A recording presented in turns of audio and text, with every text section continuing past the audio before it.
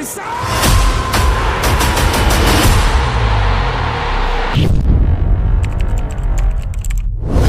Lakini Bernard Morrison aliona anaweza kupaswa kuendelea nje ya 18. Gerard Mkude akamfanyia madhambi na mwamuzi amewapa Yanga faida.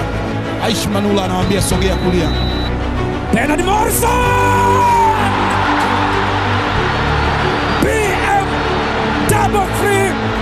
Bernard Morrison anabadili scoreboard.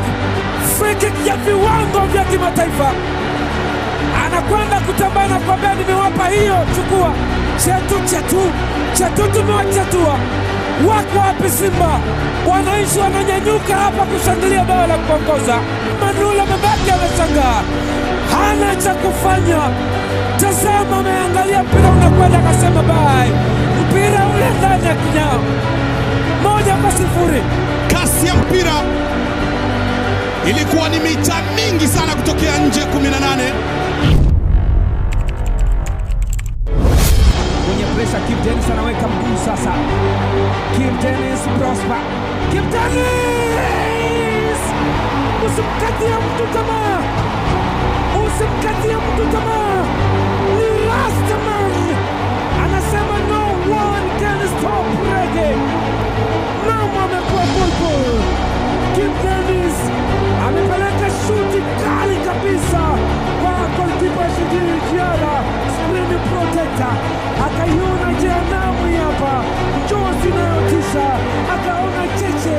Hii ni bunduki ya kigaidi kweli kweli. Kibu Denis aliuzuia akauweka kwenye nafasi yake. Ilikuwa ni 4-1.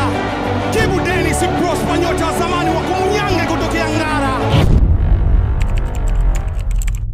Na Aish Manula akijaribu kuweka ulinzi wake vyema. Stefan Aziz Ki ni mzuri pia kupiga free kick hizi. Stefan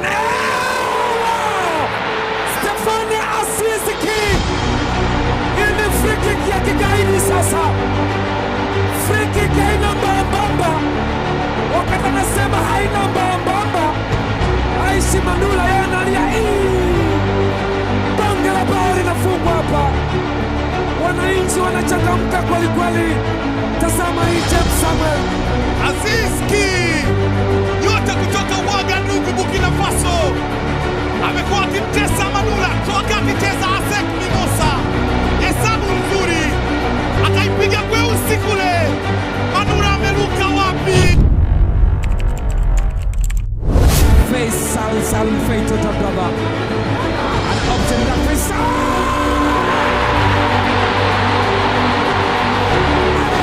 Faisal Salum Feito